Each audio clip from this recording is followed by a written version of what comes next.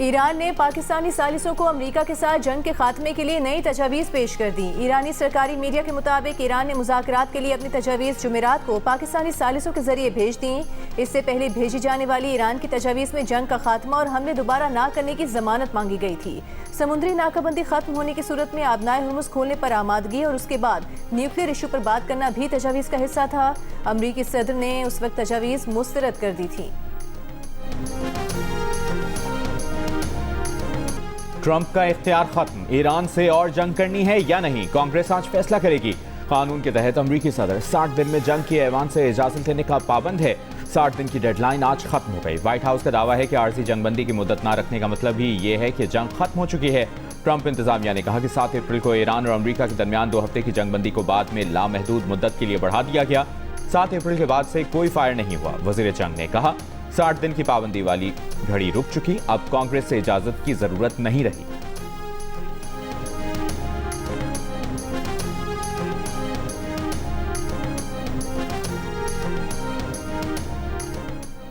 Iran का कहना है कि अमेरिका से मुज़ाकरात में पाकिस्तान ही बाज़ाब्ता सालिस है। अमेरिका के साथ मुज़ाकरात से फौरी नताइज की तवक्को रखना मुनासिब नहीं। ईरान मुख्तलिफ ममालिक से बातचीत करके अपने मौक़िफ़ की वजाहत कर रहा है। मुज़ाकरात के इनेकाद का फैसला हुआ तो बाज़ाब्ता मुत्तला करेंगे। तर्जुमान ईरानी वज़ारत ख़ारिजा इस्माइल बकाई ने कहा कि अमेरिका की जानिब से ईरानी जहाज़ पर कब्जे को समुद्री क़ज़ाक़ी समझते हैं। मामला पाकिस्तानी सालिस के जरिए उठा रहे हैं ताकि ज़ेर हिरासत ईरानी शहरों की रिहाई मुमकिन बनाई जा सके।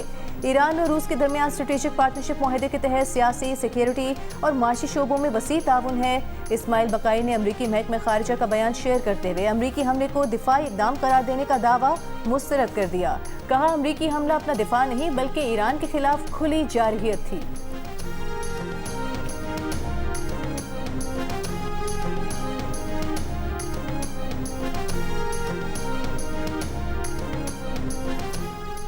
ईरान जंग की लागत 25 अरब डॉलर नहीं बल्कि तकरीबन 50 अरब डॉलर है। अमरीकी हुकाम ने मान लिया। इससे पहले पेंटागन ने कहा था कि जंग की लागत तकरीबन 25 अरब डॉलर है।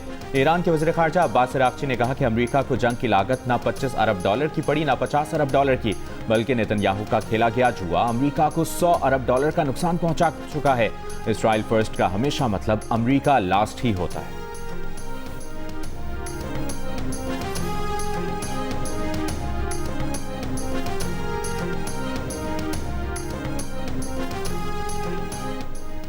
मुत्तहिदा अरब अमीरात के सदारती मुशीर अनवर प्रकाश का कहना है कि ईरान ने अपने हमसाया ममालिक के खिलाफ जारहियत की। ईरान के किसी भी एकतरफा समझौते या इंतजामात पर भरोसा या इन्हिसार नहीं किया जा सकता। बैनुल अक़वामी कानून की दफ़ात आबनाए हुर्मुज़ से आज़ादाना बहरी आमदोरफ्त की बुनियादी ज़मानत है।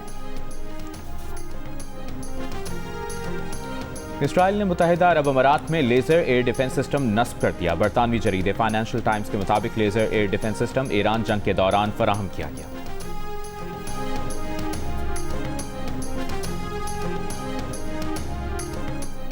खाम तेल की सप्लाई पर आलमी तशवीश बरकरार, कीमतों में उतार चढ़ाव जारी। ब्रेंट खाम तेल $110 फी बैरल पर ट्रेड होता देखा गया। अमरीकी खाम तेल WTI के $102 फी बैरल में फरोख्त जारी। गुज़िश्ता रोज़ ब्रेंट खाम तेल $126 फी बैरल की सतह पर आ गया था। अमरीका और इसराइल के ईरान पर हमलों के बाद से ब्रेंट की कीमत में 40% इजाफा हो चुका है।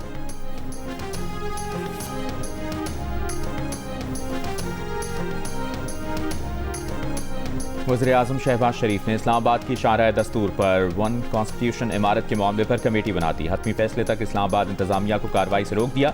कमेटी 1 हफ्ते में रिपोर्ट वज़ीर आज़म को पेश करेगी। वज़ीर आज़म के हतमी फैसले तक इस्लामाबाद इंतजामिया और CDA की तरफ से किसी भी किस्म की कार्रवाई अमल में नहीं लाई जाएगी। गुज़श्ता रात 1 कॉन्स्टिट्यूशन एवेन्यू बिल्डिंग खाली करने के लिए हफ्ते की रात 12 बजे तक की डेडलाइन दी गई थी। वज़ीर ममलिकत बराए दाखिला तलाल चौधरी का कहना है कि अमीर हो या गरीब सबके लिए कानून बराबर है।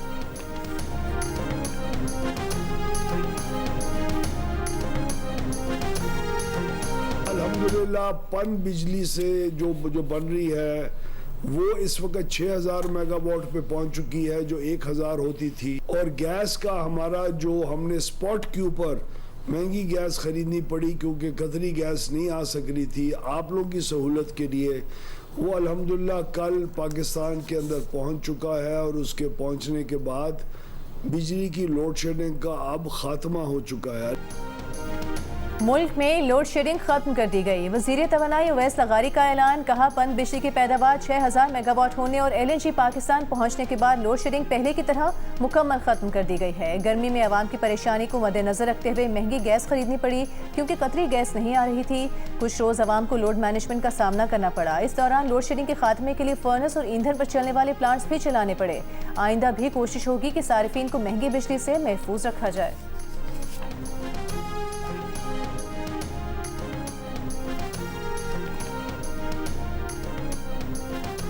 शदीद गर्मी में मुल्क के मुख्तलिफ हिस्सों में बिजली की एलानी और गैर एलानी लोड शेडिंग जारी। कराची के मुस्तस्ना इलाकों में भी कई घंटों तक बिजली गायब रहने लगी।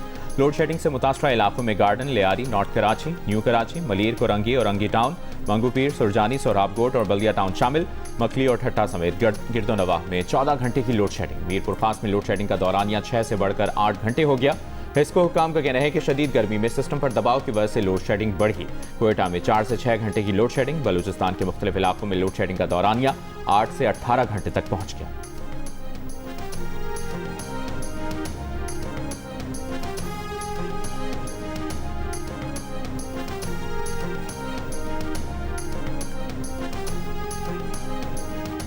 अमरीका का ईरानी हुकूमत के बैरून मुल्क मौजूद पेंशन फंड्स के अकाउंट्स मुंजमद करने पर गौर। अमरीकी वजीर खजाना स्कॉट बेसेंट ने अमरीकी टीवी को इंटरव्यू में कहा कि अमरीकी नाकाबंदी के अलावा ईरान पर मजीद सख्त माशी दबाव बरकरार रखेगा। सदर ट्रंप ने इनसे ईरान पर दबाव को बढ़ाने का कहा है।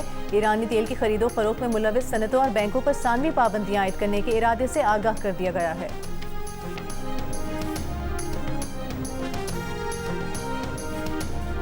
मुत्तहिदा अरब अमारात ने अपने शहरियों के ईरान, लबनान और इराक के सफर पर पाबंदी आयद कर दी। मुत्तहिदा अरब अमारात ने खित्ते में मौजूदा पेशरफ्त की रोशनी में अपने शहरियों के ईरान, लबनान और इराक के सफर पर पाबंदी आयद कर दी। सोशल मीडिया पर जारी एक बयान में मुत्तहिदा अरब अमारात की वजारत खारजा ने अपने शहरियों को हिदायत दी कि वो इन ममालिक से फौरन वापस आ जाएं।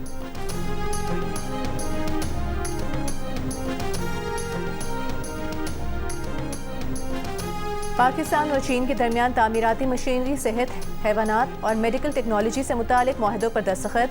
तकरीब में सदर मुमलिकत आसिफ अली जरदारी की शिरकत। चीनी सरमायाकार पाकिस्तान में फैक्ट्रियों के क़याम के लिए सरमायाकारी के मौक़े का जायजा लेंगे। तकरीब में पाकिस्तान और चीन के दरमियान 75 साल दोस्ती पर मबनी दस्तावेजी फिल्म भी दिखाई गई। सदर जरदारी चीन का 5 रोज़ा दौरा मुकम्मल करके वतन रवाना हो गए।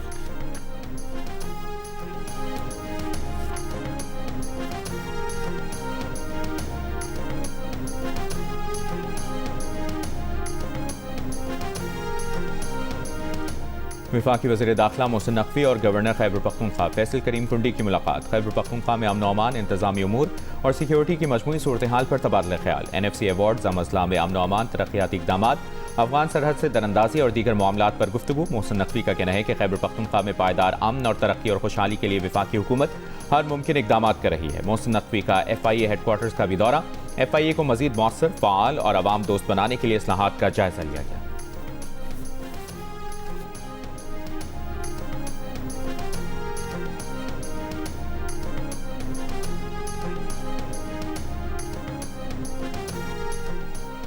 चेयरमैन PTI बैरिस्टर गौहर का कहना है सुहेल आफरीदी बेहतरीन काम कर रहे हैं, अपने ओहदे पर बरकरार रहेंगे। सुहेल आफरीदी को बानी PTI ने नामजद किया है।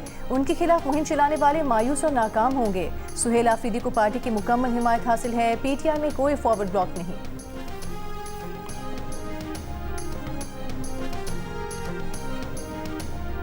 ईरानी वजीर खारिजा अब्बास अरागची का सऊदी अरब, कतर, तुर्की, मिस्र, इराक और अज़रबैजान के वज़ीर खारिजा से टेलीफोन पर राबता। ईरानी वजारत खारिजा के मुताबिक बातचीत में खित्ते की ताज़ा तरीन पेशरफ्त पर तबादला ख्याल किया गया। अब्बास अरागची ने अमरीका और इसराइल के साथ जंग के खात्मे के लिए ईरान की जानिब से किए गए इक़दामात से आगाह किया।